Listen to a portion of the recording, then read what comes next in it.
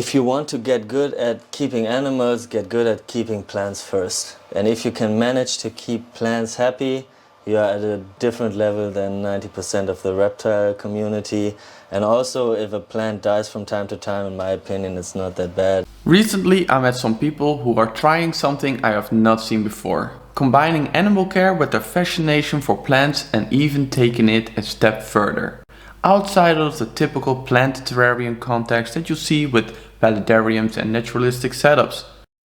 Over a few episodes we will get to know Till, who's an absolute plant nerd, Flo, who makes amazing naturalistic setups, and Ben, who can only be described as a crazy scientist with his intricate builds and inventions.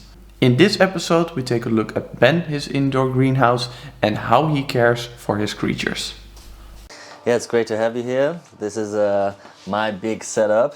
The main goal of the whole project that I'm building here is to build this one setup that is as good as it can possibly can be. I wanted to build this one big indoor greenhouse, and the idea is to combine like exotic animal keeping with plant care and maybe even the aspect of agriculture. Have some different edible plants in there, some little chicks in there. At the moment it's quail. In the future maybe it can be little chicken even. It's about 6 square meters on the floor area. It's 2.3 meters high at the moment. The smaller vivarium is like 1 meter 80 by 80 by 2 meter 30. The bottom area maybe it's like more or less the same like flow setup. And I have a pond liner inside, so it's waterproof. You can, if you'd like, you can even flood it with water, but that's not the idea. And then I have this casing just to make it look nice. And on top there's these aluminium bars, and the front is made of glass, as you can see, but mainly is these polycarbonate, greenhouse panels. And it's, in my opinion, it's a cool material to work with because it's kind of cheap, it's not expensive. You can easily work with it. So you can use a carpet knife to cut it down, you don't even have to use a saw. So it's easy. Before I started building this whole project, I already knew that I was not gonna live here forever. And sooner or later I will have to move with this setup, and I don't want to throw this one away. I want to basically keep this one forever. So I think the polycarbonate is a good option to keep it lightweight. You can disassemble it pretty easily and then just move and set it up again. All your substrate with all your plants is like in separate boxes, and you have chosen not to do like a high substrate bottom. Is that the reason? What's the reason behind that? Yeah, it's an active choice to do it that way. Because I moved into this apartment and I already knew I would stay here for maybe a year, maybe a year and a half, but I will move eventually. And all of the soil that you bring in, you have to bring out one day. So I try to keep it as easy as possible, put all of the plants in boxes so I can easily carry them out, put them in a transporter and move them to the new apartment. This is still, I see a lot of compromises in the way that I build it, but it makes it practical. And at the end of the day, I want to keep this long term, and I want to have fun long term and not hate my life when I finally have to move apartments. If you want to grow like plants in a climate controlled setup in a vivarium, you have to build a big humidity and temperature controlled box anyways. And in my opinion, if you build something like this, you also have the right setup to establish a habitat for an animal. So, for example, with what you see right here, this is the so-called Thrasops. Yeah, we have these boxes which are cycling water to let the plants grow. We have a lot of lights. We have a temperature, humidity control. We have some controlled airflow, and that's exactly what basically some animals need too, right? So I don't know what speaks against adding some animals that you love in there. So I want to get a little breeding project going on with the Thrasops occidentalis. Yeah, that's a snake I fell in love with, and I have a pair inside of here. I hope it will go well, and also animals add some nutrients into the system. So maybe you can use a little less artificial fertilizer and use the animal animal waste products as a nutrient source for the plants. There are mammals inside here that like to drop some food, drop some fruits especially, and so the quails take care of that. And also it's like a pest control. Yeah, when you have a huge bioactive setup like that and you add nutrients by feeding your animals all the time, there will be destruents that feed off of that, and if they are not controlled, it will be out of control. In my setup years ago, I had a huge invasion of like the basic isopods that you can find outdoors, and they were just going wild because there was nothing to stop them from reproducing. Yeah, and I think the quail is a cool solution. I started a little bit over a year ago with this one, and I've never cleaned it in any kind of way. And you see there's no smell inside here. No. And it doesn't look dirty or anything, it's just running. And I think that's due to the fact that this full cycle is kind of being achieved. For sure you need patience when you want to do something like that, but I'm a huge fan of just going out into the woods and grabbing a bag of soil and just throwing it in there. Like for example, all of the moss you see here and some of the soil that I use, it just comes directly from the forest, and I'm not a fan of disinfecting or burning off anything. I just throw in there whatever I get and something establishes, and then you can be happy.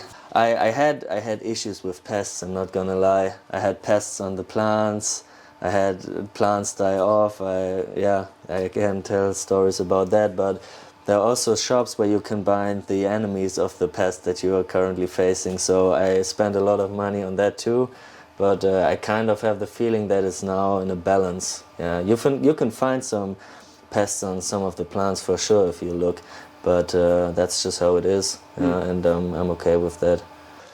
Okay, so I have this cabinet. It's like my control center of the whole setup.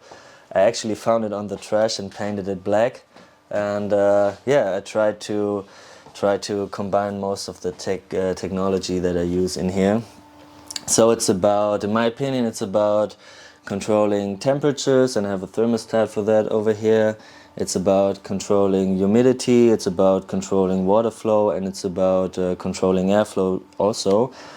And in regards to controlling temperature, I added this air conditioner to the setup.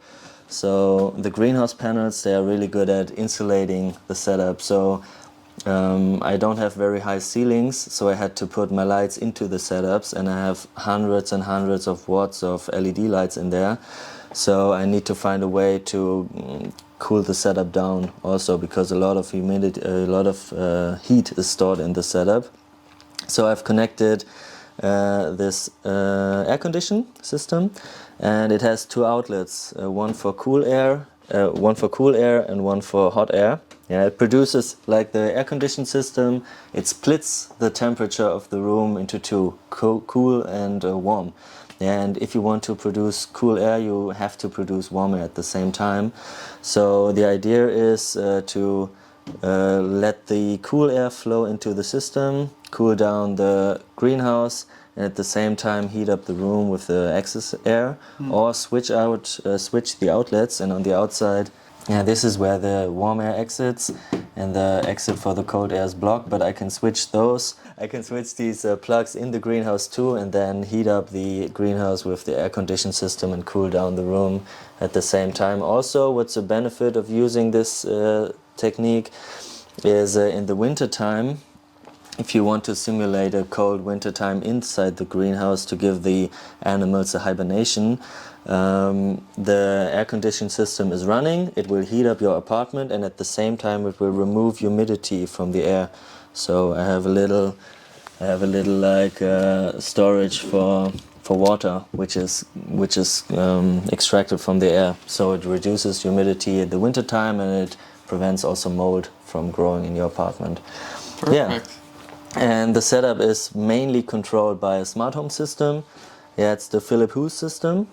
And I really like the system because of, I think the lights are great. You have these possibilities to get some different moods of the lights, to do dimming, to simulate the daytimes of different areas of the world by the software of the Hue system. And also these smart plugs can be controlled minute by minute. And I also control, for example, the raining system by this.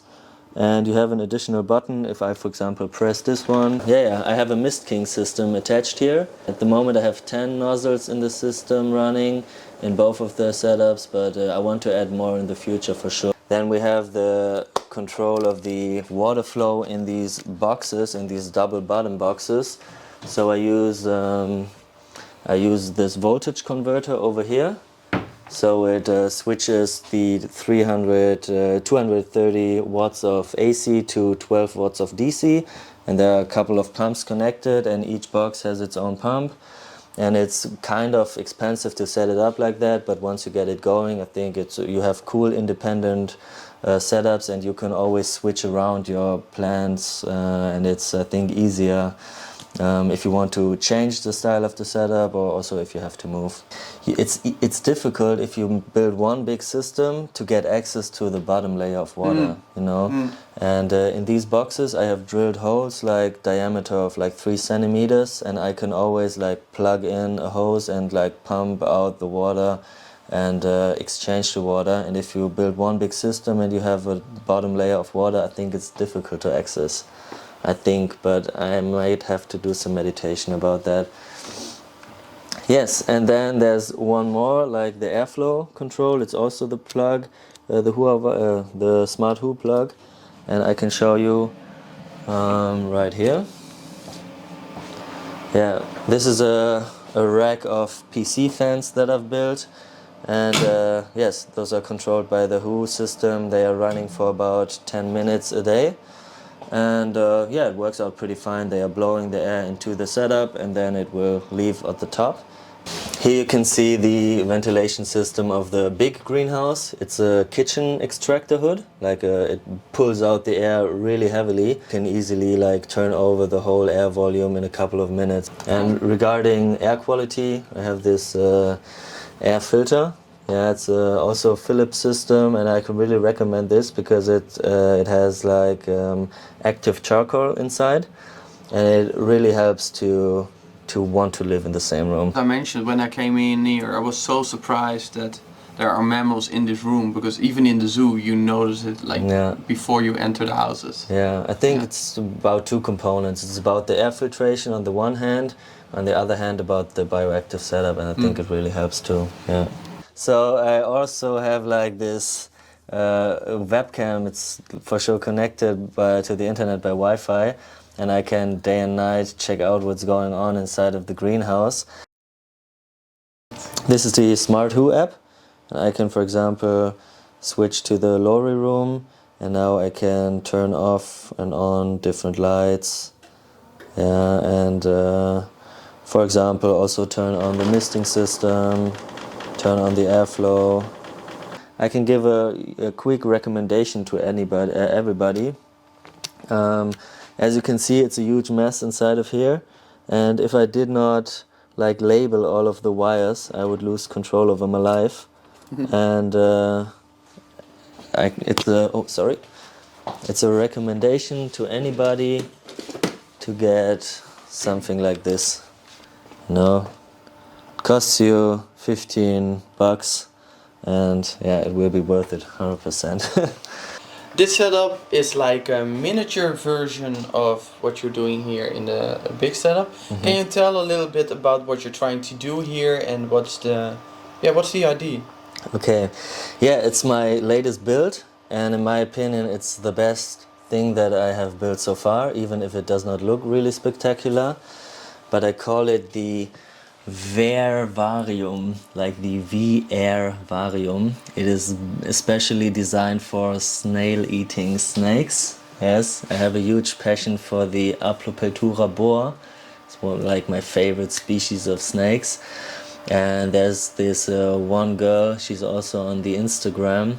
She's working with insectivorous snakes, and she told me she had a huge problem with keeping the animals in with low enough air humidity, but also keeping high enough humidity for the eggs not to dry out if there are eggs laid in a planted setup. So this is my solution after speaking to her for a long time. We have a double bottom, So I can add like 10 centimeters of water storage below. It will be, I don't know, like 10 liters maybe. The water will be pumped through, will be pumped by this tube system. It will be pumped by this tube system to moisten up the substrate, maybe on a daily basis. Everything is also controlled by the Philips Hue smart home system. And we can get a lot of airflow because of the grids on the sides. And I also got this big PC fan to increase airflow even more. Also, I will add a Mist King system for rain simulation, and I'm a huge fan of the Arcadia lighting system. So we have an LED bar and a UV bar. Here you can see the smart home system. This is the brain of the Philips Hue system. All of the connectors are connected and you connect your phone to this one.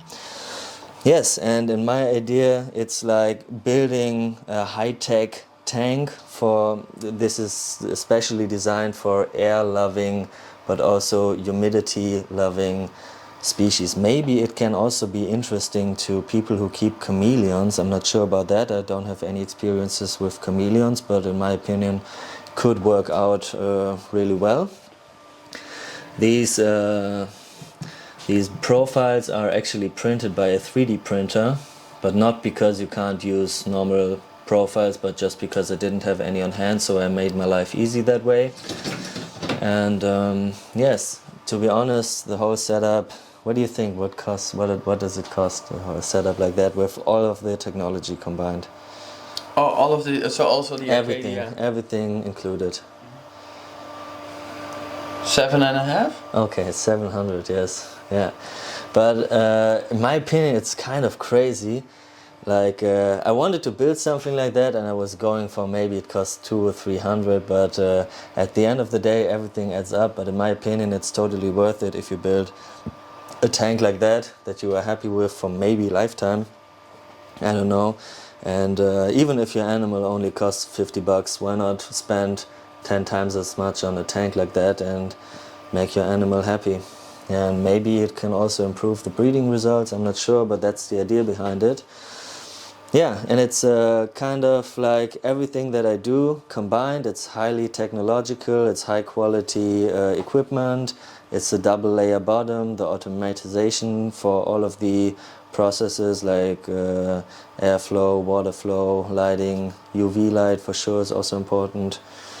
Yes, I think this is what I'm most proud of at the moment, even though it's not fully set up yet. Yeah, okay. I think it's not possible to get the best return of your time when you have a lot of animals, because the caretaking part takes up so much more time in regards to the time that you can enjoy your animals and to just spend free time with them.